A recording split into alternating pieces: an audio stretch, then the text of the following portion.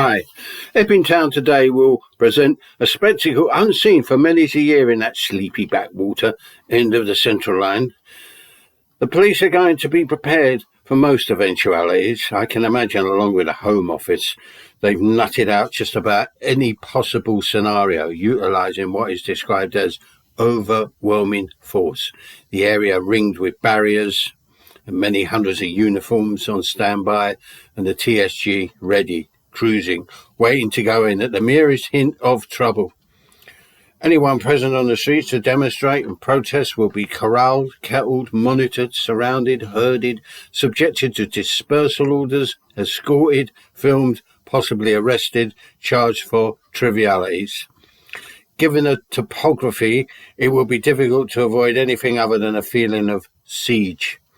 Naturally, none of this will dissuade those who wish to capitalise on the events revolving around the Bell Hotel, its by now terrified residents. Just about every imaginable faction of the alt-right will be in attendance, many attempting to blend in, others displaying insignia and intention. Also, platoons of live streamers, the straight media, journos.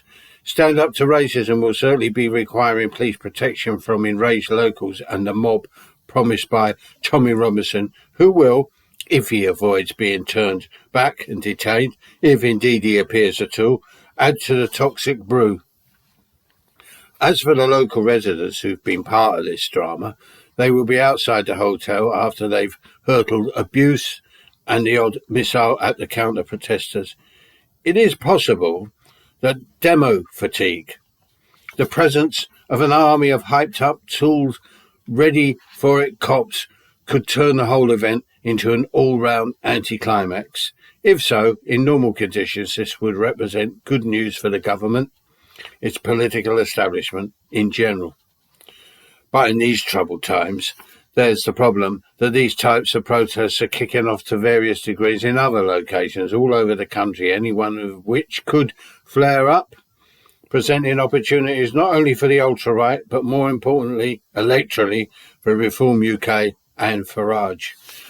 Despite the publicity and media attention, Epping so far has proved what I would say is relatively peaceful. Will this apply to the rest of these protests gaining momentum and teetering on the edge of confrontation, with all manner of negative implications? Bye.